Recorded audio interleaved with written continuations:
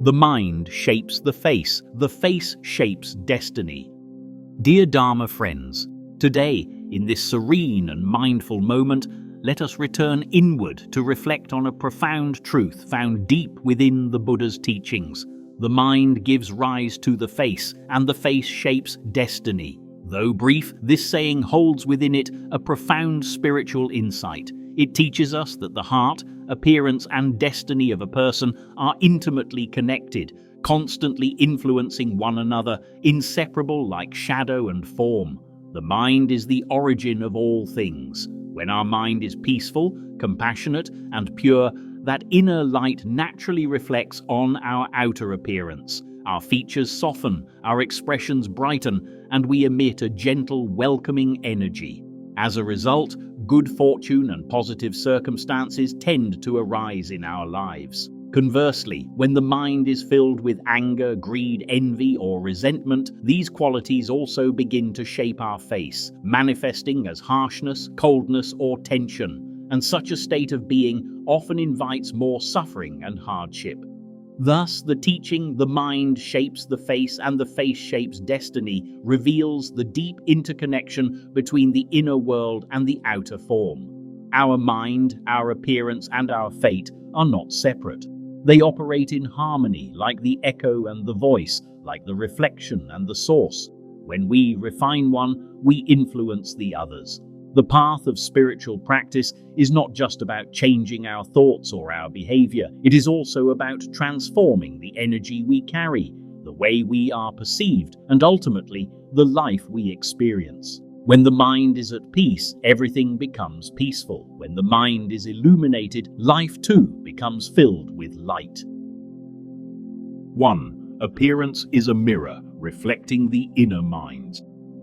In everyday life, when we talk about appearance, we often think of one's face, body shape, voice, or outward mannerisms. But through the lens of Buddhist wisdom, appearance is far more than just the physical. It is the mirror of our soul, the reflection of our character, and the manifestation of our karmic imprints. A person who lives with a pure heart, who knows how to love without hatred or resentment, may not have a striking look, but they radiate a gentle and pleasant energy. Their eyes shine with clarity, their smile feels warm and comforting. Being around such a person brings a sense of ease and peace. They don't need to try to impress anyone. The purity of their heart naturally shines through. On the other hand, someone who harbors hatred, jealousy, selfishness, or bitterness within will inevitably reflect those negative energies in their appearance. Their eyes become cold, their facial expressions tense, and smiles become rare or forced. Over time, this outer harshness affects their relationships and their destiny, making it hard to connect with others and easier to encounter difficulties in life. Thus, appearance is not merely about physical features, it is the vivid expression of the inner world. If we wish to possess a pleasant outward appearance, we must first nurture a beautiful inner life. Good fortune and harmonious relationships come from the seeds we plant in our thoughts, emotions, and actions every day. 2. The face follows the mind. Change your heart and you change your face. The Buddha once taught, the form arises from the mind and the form disappears with the mind. This means that our outward appearance is born from our state of mind. And when the mind changes, the appearance transforms accordingly. We can see this clearly in real life. A person who used to be harsh, quick-tempered, and rough will often have a stern, unapproachable appearance. But if that person begins to practice mindfulness, speaks kindly, performs good deeds, and cultivates virtue, then with time their face softens, their eyes lose their aggression, and they become more pleasant to be around. This truth is even more evident in those who follow the spiritual path. Monks and nuns who live a life of moral discipline, detachment, and compassion often carry a calm and radiant energy. Despite their age, their faces appear gentle, kind, and full of spiritual grace. They do not need makeup or adornment. There is a quiet dignity that naturally draws others in. This is the beauty that arises from deep inner cultivation. So if we wish to appear radiant and have a graceful presence, we need not rely solely on physical means. Instead, we should care for our inner being, cleanse our thoughts, and refine our heart. When the heart is peaceful, the face becomes gentle. When the heart is compassionate, the light of goodness will shine through the eyes. 3. Cultivating the mind is the foundation of transforming destiny. Many people believe that destiny is fixed and cannot be changed, but in the view of Buddhism, while we cannot choose where we are born or the circumstances we start with, we absolutely have the power to transform our destiny by transforming ourselves. When we choose to live honestly and kindly, to love and forgive others, to let go of anger and negativity, our lives naturally begin to shift in positive ways. A kind heart gives rise to gentle speech, compassionate actions, and a joyful demeanor. That positive energy then attracts supportive relationships and meaningful opportunities. Transforming destiny does not lie in physical change or external fixes. It lies in the inner work of cultivating virtues, nurturing compassion, and letting go of suffering and attachment. When we engage in spiritual practice sincerely, not only does our appearance begin to change, but our entire energy, aura, and life path also transform.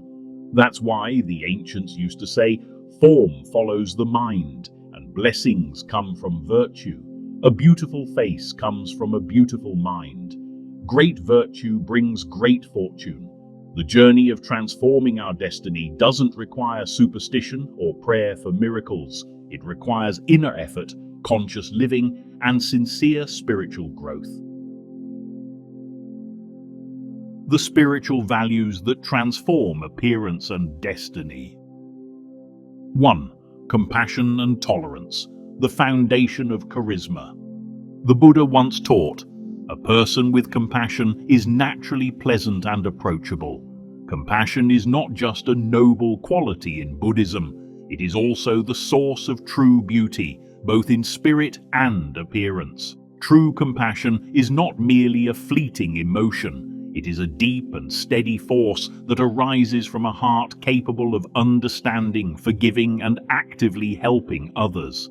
A compassionate person does not hold on to grudges, does not harbor hatred, and does not seek revenge. They know how to forgive, how to yield, and how to care. When someone lives with compassion, they emit an energy that comforts others and puts them at ease. Their eyes are gentle, their smile warm, and their words carry empathy.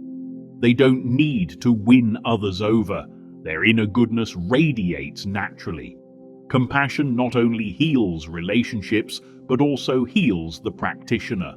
It helps us release emotional burdens, reconcile past wounds, and create lasting peace, not only for ourselves, but for those around us. As our hearts lighten, so too do our faces. People find us easier to trust, easier to talk to, easier to love. A truly compassionate person may not fit society's narrow standards of physical beauty, yet they possess a radiant appearance that stems from inner light. This is a beauty that time cannot fade, a beauty that lingers in the hearts of others long after they've walked away. 2. Patience and willingness to endure, the mark of true wisdom. The Buddha also said, "One who knows how to endure has great wisdom." Life is full of friction, of difficulties and misunderstandings. No one escapes gossip, envy, or unfair situations. But the wise are not those who fight every battle, argue every point, or insist on being right. The wise are those who can take a step back, preserve harmony, and protect their peace of mind. Patience is not weakness. It is not about passively accepting defeat. Rather, it is an inner strength, a choice not to be disturbed by the chaos outside. It is the insight that reacting in anger only brings more pain, more conflict, and more karmic entanglement. A patient person does not let anger control them. They avoid harsh words and prevent unnecessary drama. And when we learn to endure, to let things pass without needing to win or retaliate, we plant the seeds of merit, transform our karma, and protect our spiritual progress. Those who always try to prove themselves right often wear faces full of tension and bitterness. But those who embrace patience, who can endure insult and loss with calm dignity, emanate serenity. Their faces soften, their aura becomes peaceful, and people are naturally drawn to them. True endurance, practiced consistently, becomes a torch that lights the path through adversity. It doesn't just change how we experience the world, it transforms our very destiny, starting with the way others perceive and respond to us. 3. Honoring connections, living with gratitude. In this life, no meeting is by chance. Every person who enters our world, be it a loved one, a friend, a mentor, or even someone who causes us pain, appears for a reason. Every connection is a karmic thread woven from the past into our present. When we awaken to this truth, we begin to live with deep appreciation.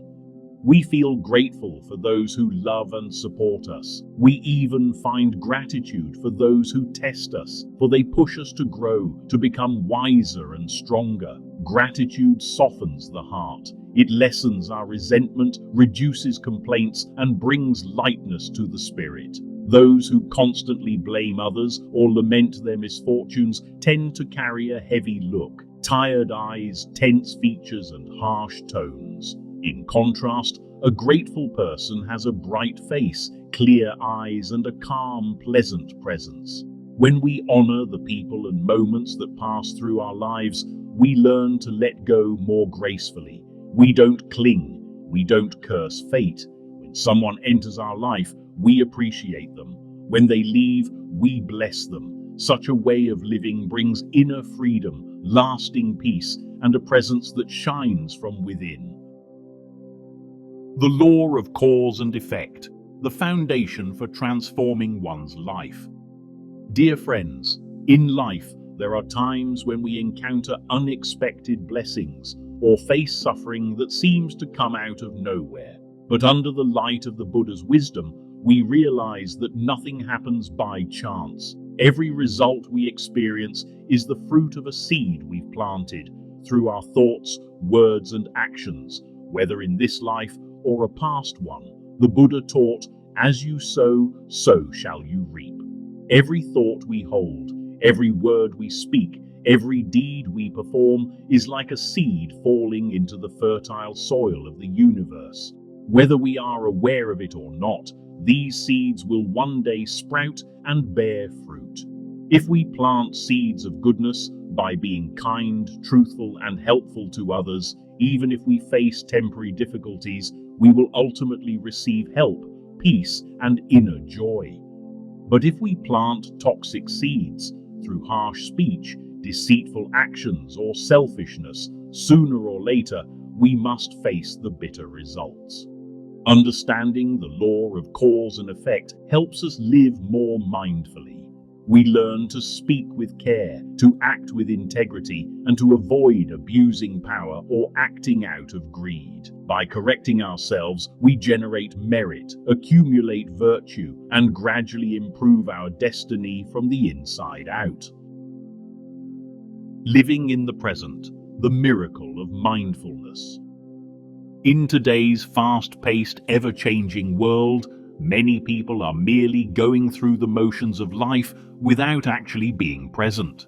Their bodies may be here, but their minds are elsewhere, lost in sorrowful memories of the past or entangled in anxious projections of the future.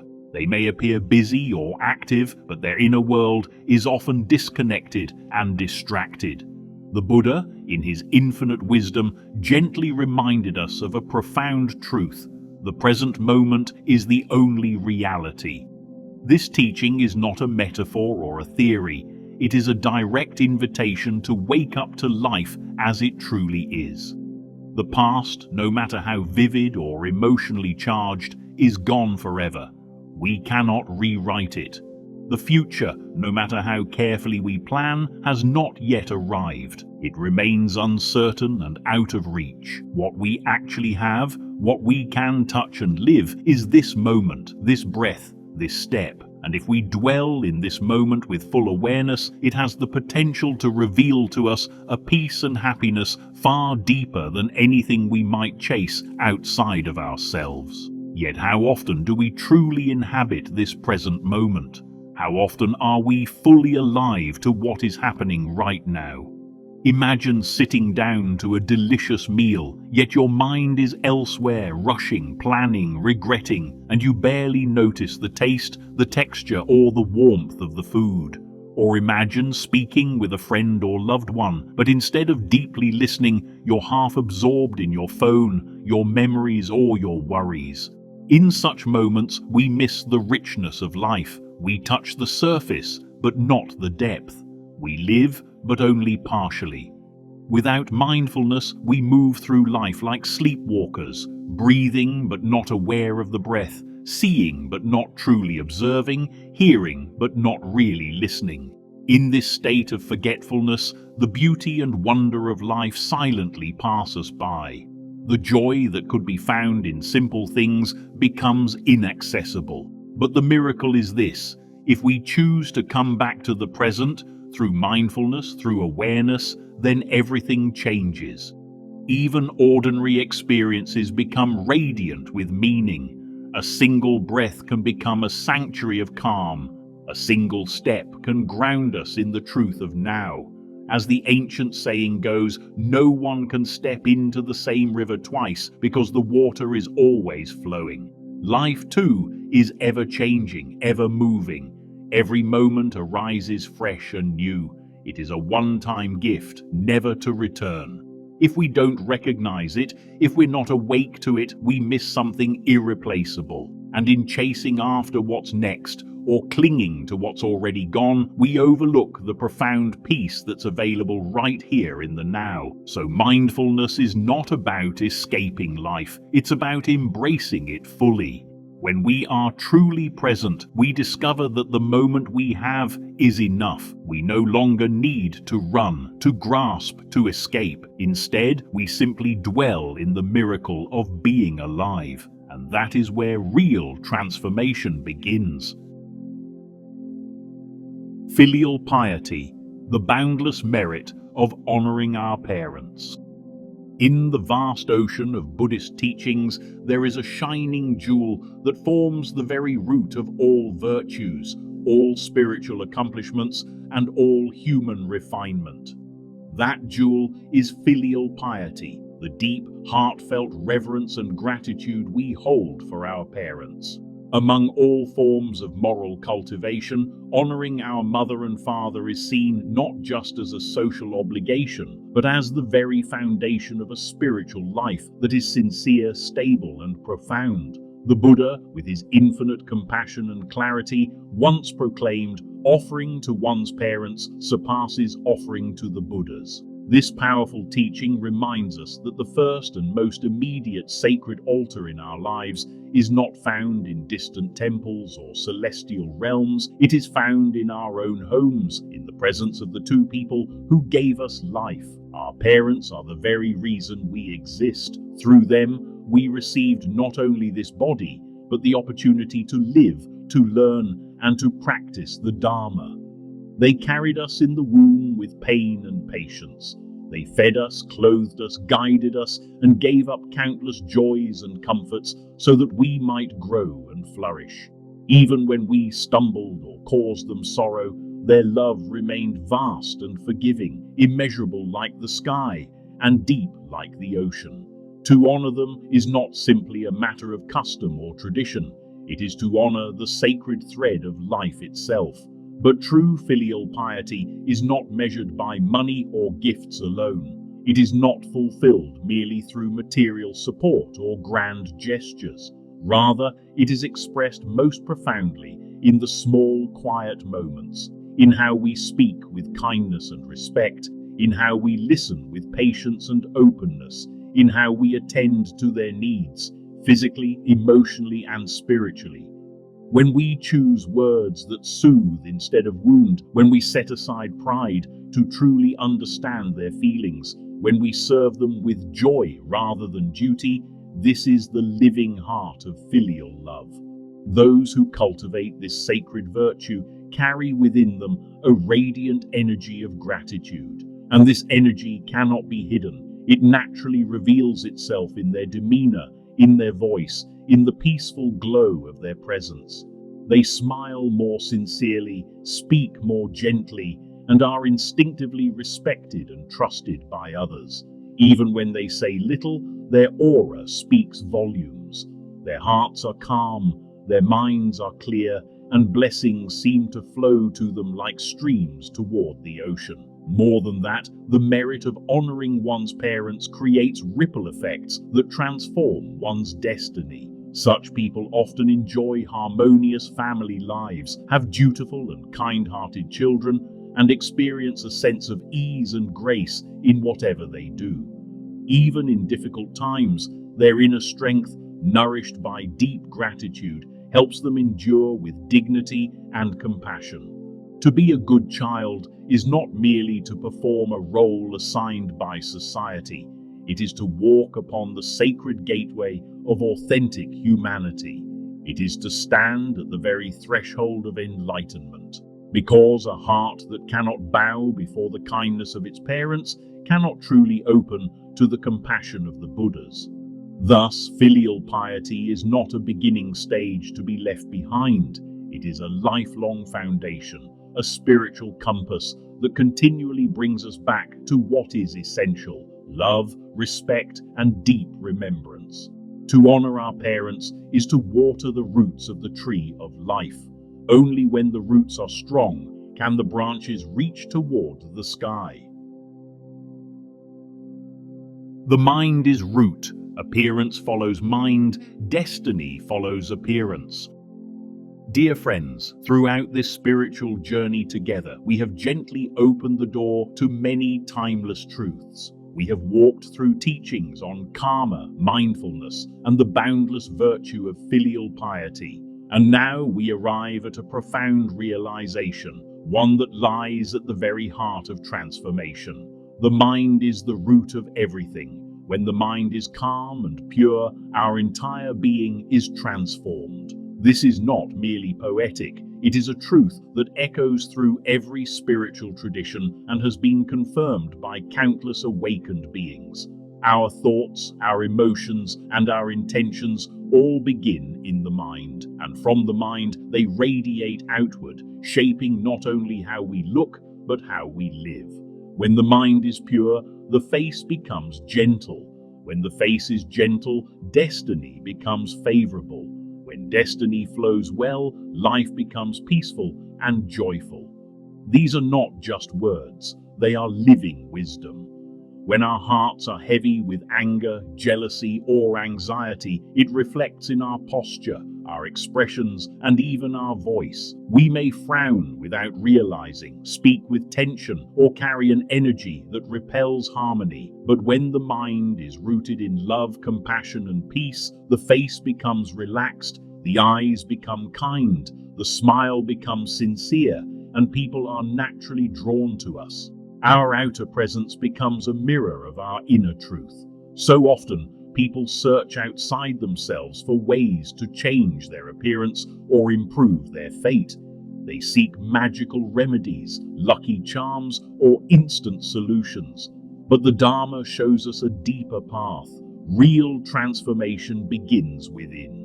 If we want to become more radiant, more attractive, not just physically, but in energy and character, we must begin by cultivating the soil of the mind. When we nourish the heart with compassion, gratitude, and sincerity, our whole vibration changes. Without saying a word, we emit warmth. Without trying, we attract kindness.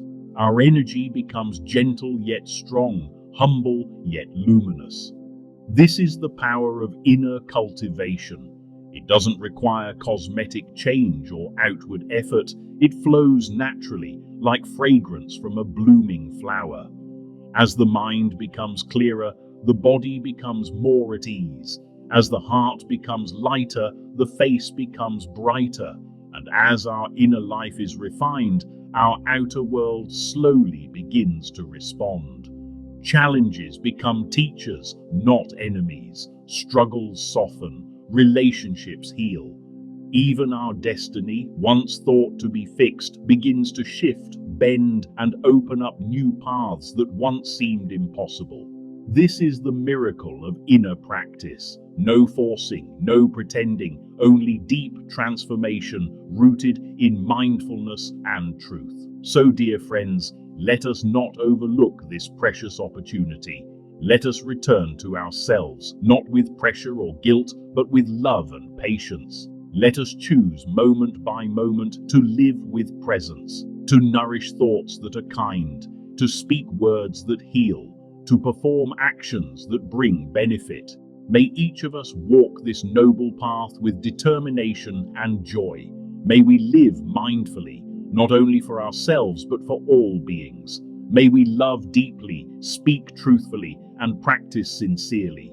May each breath be a return to peace and each step a movement toward awakening. In doing so, our mind becomes the root of true transformation. Our face becomes a reflection of inner light, and our destiny becomes a sacred journey, flowing with grace, meaning, and fulfillment. Namo Shakyamuni Buddha.